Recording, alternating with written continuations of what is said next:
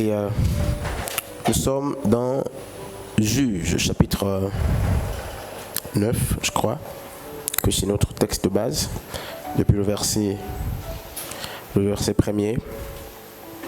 Veuillez occuper les places premières.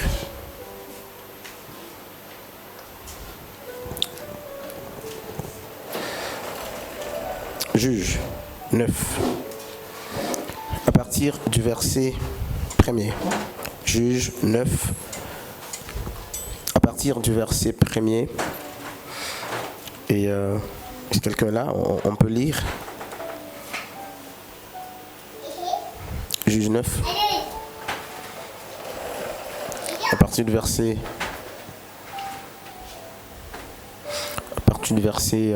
premier, on peut éteindre tout ça.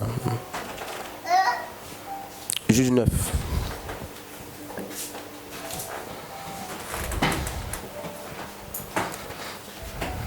La parole du livre de Juge 9, à partir du verset 1er. Abimelech, fils de Jérubal, se rendit à Sichem, vers les frères de sa mère, et voici comment il leur parla. Oui. Ainsi qu'à toute la famille de la maison du père de sa mère. Dites, je vous prie, aux oreilles de tous les habitants de Sichem, vaut-il mieux pour vous que 70 hommes, tous fils de Jérubal, dominent sur vous, et qu'un seul homme domine sur vous, qu'un seul homme domine sur vous? Et souvenez-vous que je suis votre os et votre chair. Les frères de sa mère répétèrent pour lui toutes ces paroles aux oreilles de tous les habitants de Sichem. Et leur cœur inclina en faveur d'Abimelech. Leur cœur inclina en faveur d'Abimelech. Car ils se disaient, c'est notre frère. Ils lui donnèrent 70 cycles d'argent qu'ils enlevèrent de la maison du Baal d'Élite. Abimelech s'en vêtit pour acheter des misérables et des turbulents. Ils allèrent après lui. Il vint dans la maison de son père à Orpha et il tua ses frères, fils de Jérubal, 70 hommes sur une même pierre. Il n'échappa que Jotam, les plus jeunes fils de Jérubal, car ils s'étaient cachés. Tous les habitants de Sichem et toute la maison de Milo se rassemblèrent et virent et proclamèrent roi Abimelech près du chêne planté dans Sichem. Tu as quel verset? 6. Oh, ok, on va directement au verset 9. Juge 9, depuis le verset 9, pour aller vite. Mais l'olivier leur répondit. On peut répartir plus haut, verset 5. 7. Jotam et fut informé. Il alla se placer sur le sommet de la montagne de Garizim. Et voici ce que leur cria à haute voix. Écoutez-moi, habitants de Sichem, et que Dieu vous écoute. Les arbres partirent pour aller... Ok. Les arbres partirent pour aller oindre, oui. Pour aller oindre un roi et leur mettre à leur tête. Ils dirent à l'olivier, règne sur nous. Donc les arbres parlaient et on peut s'asseoir. Je vais travailler avec Adnan qui va rester debout. Donc dans Juge 9, on a les arbres qui s'expriment. Et alors le premier arbre, c'est lequel? L'olivier. Donc l'olivier. Et qu'est-ce qu'ils ont dit à l'olivier là?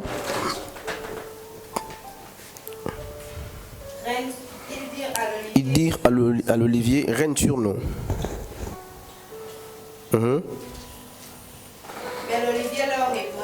Mais l'olivier leur répondit. Renoncerai-je à mon huile qui m'assure les hommages de Dieu? Voilà, renoncerai-je à mon huile qui m'assure les hommages de Dieu. Et des hommes pour aller planer sur les arbres. Et les arbres dirent aux filles. Donc les arbres ont parlé d'abord à l'olivier. L'olivier a refusé. L'olivier a dit non, j'ai l'huile. Donc les hommages, tout ça, on n'est pas sur l'olivier. Et après l'olivier, les arbres se sont adressés à un autre. Donc à quel arbre? figuier, n'est-ce pas? Le figuier répondit, vais-je renoncer à produire des fruits exprès pour aller me pavaner au-dessus des autres arbres? Puis les arbres dirent à la... Et dans d'autres versions, on dit quoi? Ça passe à quelqu'un qui a une autre version. Vas-y, continue la lecture.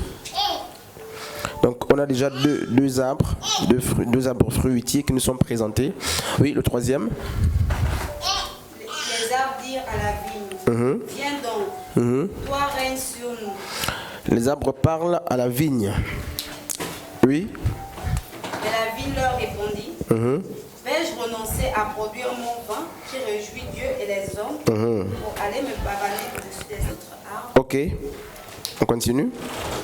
Finalement, tous les arbres dirent au buisson d'épines, viens donc toi, règne sur nous. Bref, on peut s'asseoir là. Merci, sœur Edna, tu peux t'asseoir. Nous sommes en train de parler des fruits de l'esprit. Et ça va être la deuxième séance.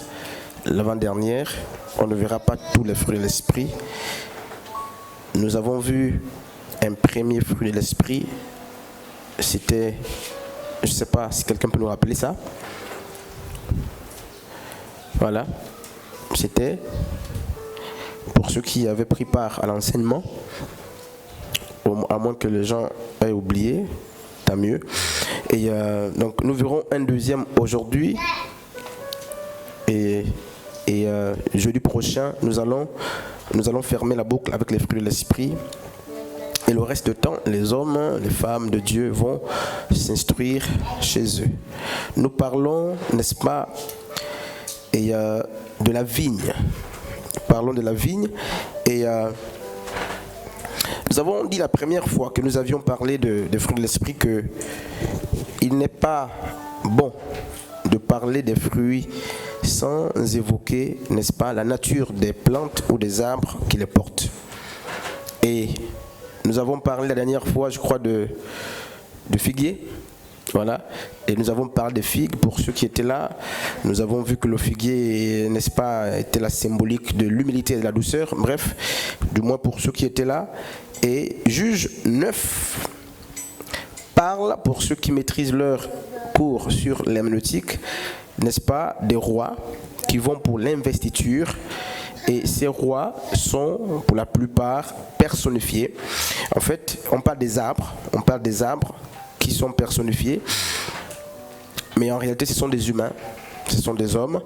Et un des arbres présentés, c'est justement la vigne. Et dans la réponse de la vigne, nous nous retrouvons dans Galates chapitre 5 à partir du verset 22.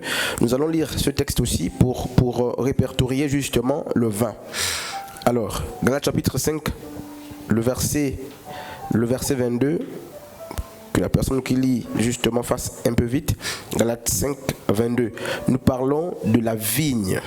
Avant justement de faire quelques affirmations ou de présenter quelques bienfaits de la vigne, je voudrais justement qu'on lise Galates chapitre 5, le verset 22, Galates 5, le verset 22. Galates 5, verset 22. Oui. Mais le fruit de l'esprit, c'est l'amour, la joie, la paix.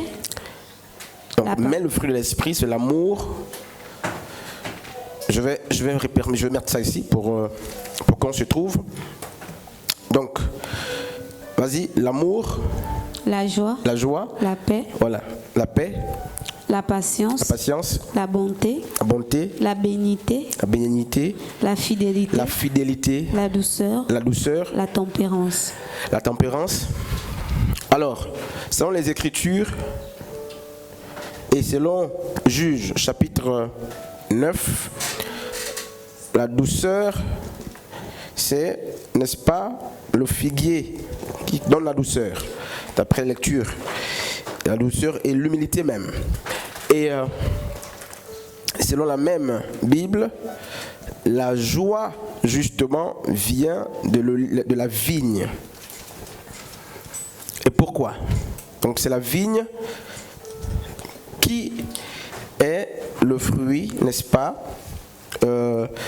La vigne, c'est pas un fruit, mais c'est la plante qui donne, n'est-ce pas, la joie. Et on va étudier pour qu'on comprenne. Juge 9 nous dit que la vigne a parlé du vin. Or, le vin, n'est-ce pas, d'après les Écritures, nous parle, n'est-ce pas, le vin nous parle de la joie. Et la Bible dit que le vin réjouit le cœur du roi. Et nous allons faire quelques affirmations, d'abord autour de la vigne, pour comprendre, n'est-ce pas, la place de la vigne, avant, n'est-ce pas, d'aller très loin. Mais avant, je voudrais donner le soin à quelques personnes ici de nous dire ce qu'elles savent, n'est-ce pas, ce qu'elles savent jusque-là, depuis leur vie chrétienne, depuis le début de leur vie chrétienne, ce qu'elles savent, n'est-ce pas, de la vigne. Qu'est-ce qu'on peut nous dire de la vigne? La vigne, c'est quoi la vigne et quels sont les bienfaits de la vigne? D'abord, la vigne produit quels fruits? Si le figuier donne des figues, alors la vigne, le raisin, voilà. Donc qu'est-ce qu'on sait d'une manière générale, n'est-ce pas, du raisin? Qu'est-ce que nous pouvons retenir du raisin? Qu'est-ce que l'Église sait du raisin?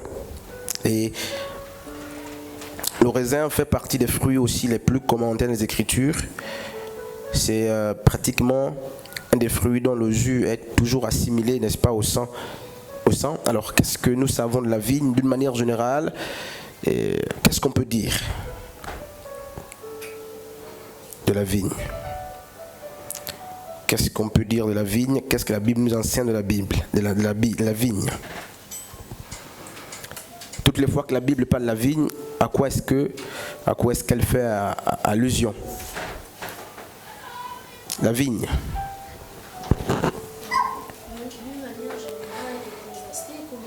D'une manière générale, sans la Bible, qu'est-ce que la vigne nous enseigne? La vigne produit le raisin, et ce raisin produit le vin. Ok. D'une manière ecclésiastique, sur le plan spirituel, je peux dire la vigne, ce sont les. Je peux dire, c'est le peuple en fait de Dieu. Et le fruit produit, c'est le Saint-Esprit en fait. D'accord.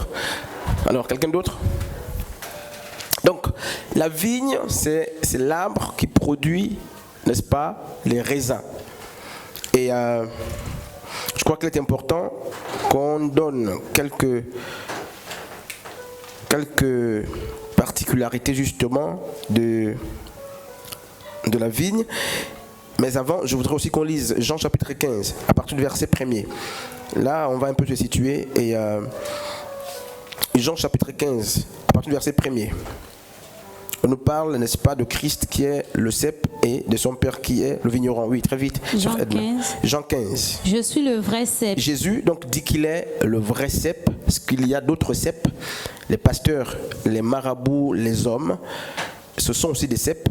Mais Jésus dit qu'il est le cep par excellence. Donc le vrai cep, oui.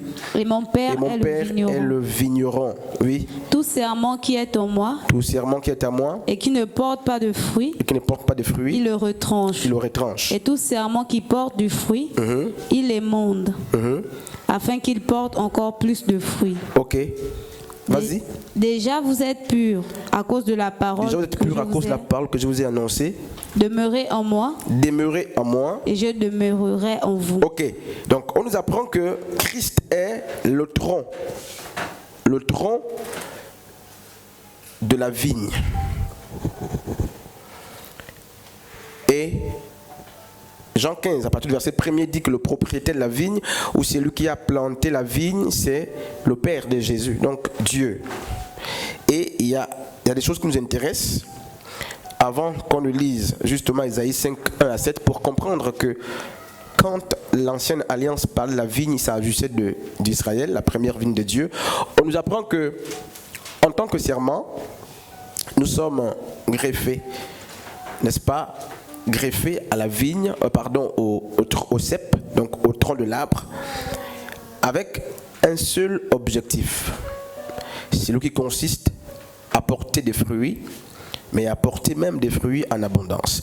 Et plus loin, Jésus-Christ, dans Jean chapitre 15, en parlant de lui comme étant, n'est-ce pas, le cep, dit ceci, nous sommes des serments, et il dit, donc tout serment qui est greffé, donc tout serment qui est greffé, n'est-ce pas, à la vigne, au cep, voilà, donc nous sommes ces serments-là, nous sommes ces serments-là, donc les serments, c'est nous, et le cep, il est là, voilà, donc il y a une différence entre nous et la personne de Jésus-Christ.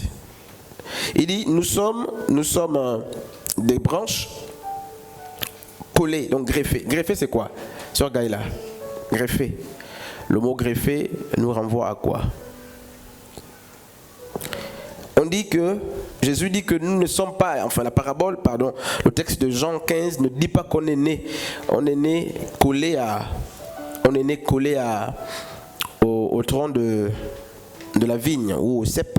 Il utilise une expression qu'on voit aussi en biologie moléculaire, n'est-ce pas, lorsqu'on parle des végétaux tout de même. Il parle de la greffe. Il dit que nous avions été greffés. Et je voudrais qu'on soit un peu littéraire ou littéral à ce niveau-là. Alors c'est quoi? Quand on parle de la greffe, ça nous renvoie à quoi? Ça renvoie à quoi? La greffe? La joue. La joue. Ah non, la joue. On nous a greffé, on nous a collé.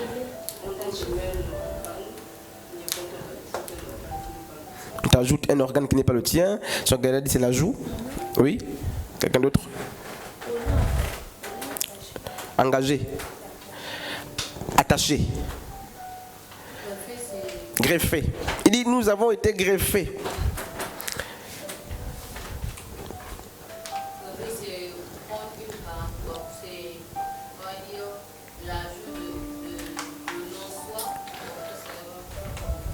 Le soi, le non-soi. On va comprendre. Je prends l'exemple. Par exemple, comment Anne est malade. Dans la mesure d'un rein d'une personne. Alors, on va prendre le rein d'une autre personne, on va donner ça à Anne. Et lorsque le rein sera riche, Anne, les caractéristiques, tout ce qui peut autour dans le rein, Anne va s'acquérir. Ok. Quelqu'un d'autre? Violette? Sur Saint-Tiche? Oui? Ok, donc on retient justement que c'est un exercice très complexe et très compliqué. Et Paul, en Romain, nous parle de deux oliviers. Il nous parle d'un olivier qui est l'olivier sauvage. Et d'un olivier qui est justement l'olivier franc. On n'est pas envie de revenir sur ça, c'est des vieux messages. Et il dit sur l'olivier franc, il y a des branches qui ont été coupées, qui ont été retranchés.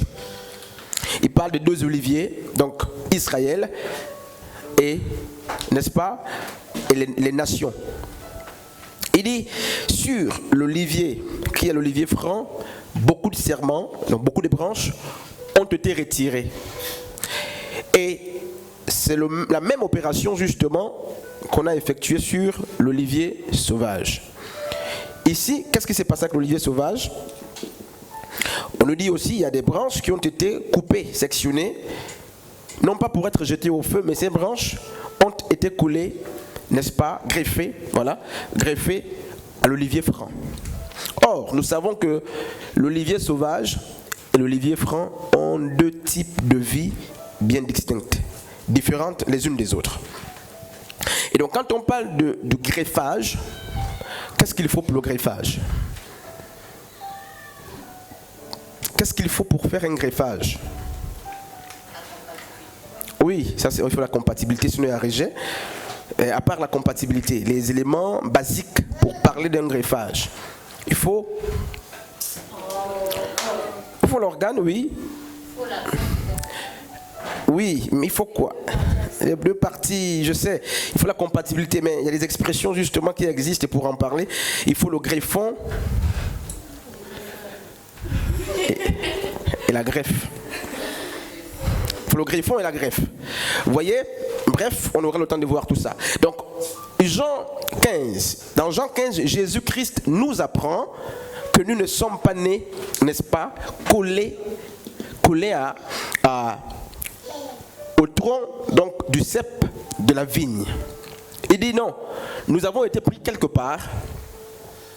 Nous qui étions du monde, nous qui étions, n'est-ce pas, des ténèbres, nous qui étions privés de la cité, nous avons été pris quelque part, coupés là-bas, après certains exercices, pour être collés, n'est-ce pas, sur le tronc, donc le tronc, le cep de la vigne qui appartient justement à la personne de Dieu. Et lui, Jésus-Christ, sur cette plante, s'identifie comme étant celui qui doit justement recevoir toutes les branches ou tous les serments qui viennent d'ailleurs. Or, nous savons que il y a des vies qui ne sont pas compatibles ici. Et ça ne peut pas passer. Et qu'est-ce qui se passe? Nous venons des mondes et nous sommes greffés sur un autre monde. Nous avons un type de vie. Et nous sommes ici greffés sur, n'est-ce pas, le cep, donc sur un autre modèle de vie. Et qu'est-ce qu'on apprend? Tout de suite, la sœur Eustacie nous a fait comprendre qu'il y a le soi et le non-soi, le principe du soi et du non-soi. Donc, il peut y avoir des rejets. Qu'est-ce qui se passe? Naturellement, lorsqu'on est greffé ici en tant que serment sauvage, on sort justement de la sauvagerie ici, et on est greffé, en réalité, notre vie dépend désormais, n'est-ce pas, de la vie de ce cep, lui qui dépend des racines, mais on ne parle pas des racines. Lui dépend des racines, les racines qui puisent justement dans le fondement pour prendre de l'eau, les sels minéraux et tout ce qui va avec, de sorte que le tronc justement soit nourri. Et la vie qui doit, ou qui se doit d'impacter, n'est-ce pas, qu'on doit trouver naturellement dans les serments, ne peut plus être la vie que les serments ont transportée lorsqu'ils ont été pris sur l'olivier sauvage, ou sur la vigne sauvage si vous voulez. La vie qu'on doit désormais avoir, la vie qu'on doit désormais manifester, n'est plus celle que nous avions dans nos cellules familiales, nos cellules de nos traditions, nos pays, nos cultures. C'est une vie qui appartient exclusivement, n'est-ce pas, au cep sur lequel nous sommes déjà greffés. Donc, il est incompatible qu'on soit greffé sur le cep et qu'on manifeste justement d'autres fruits, une autre manière de vivre. Alors, si on va plus loin, si on veut se faire un peu, n'est-ce pas, on veut faire un jeu justement de mots, si nous étions, un exemple, je prends un exemple tout bête comme ça, des avocats ici, nous étions des oliviers, par exemple comme ça ici, une fois greffés sur le cep de la vigne, on ne portera plus, n'est-ce pas, des avocats. On ne portera plus de fruits, n'est-ce pas, qui appartiennent à la nature de l'arbre sur lequel nous avions été défaits.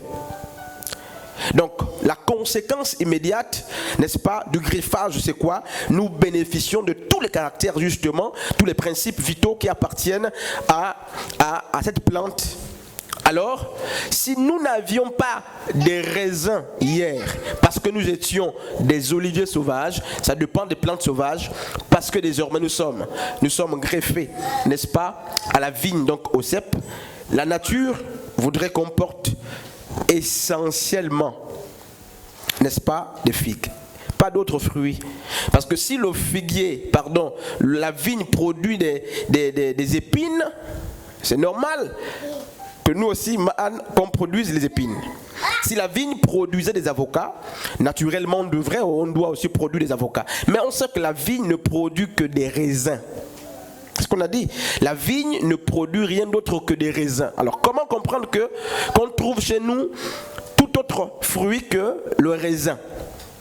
Tous les fruits qu'on a sur nous, n'est-ce pas, doivent être justement des raisins si on voit Christ comme étant la vigne. Si Christ est présenté comme l'olivier, nous portons des olives. Si Christ est présenté justement comme le figuier, on porte des figues. Alors ici Christ se présente comme étant le vrai cep, le cep donc la vigne, nous on doit porter, donc n'est-ce pas, des raisins. Or, Ésaïe chapitre 5, à partir du verset 1er jusqu'à 7, nous parle, n'est-ce pas, de la vigne d'Éternel des armées, qui était la maison d'Israël. En parlant de la vigne, l'histoire biblique nous dit que la première vigne de Dieu, c'était, n'est-ce pas, la maison d'Israël. Je n'ai pas envie de lire tout ça. Et pour aller très vite, les serments, c'est donc tous les croyants. Et un des principes très importants qu'il ne faut pas omettre, c'est que le problème de Dieu ou de Christ n'est pas de savoir que nous sommes greffés sur le cep qui est la personne de Christ. Ça importe peu. Ce qui importe pour Dieu, ce n'est pas le fait qu'on soit greffé, parce que Jean 15 qu'elle a lu nous a fait comprendre que tout serment qui ne porte pas de fruits sera coupé. Donc, il y a la possibilité d'être greffé sur le cep et ne pas porter de fruits. Comment c'est possible? Je voudrais poser cette question. Comment c'est possible?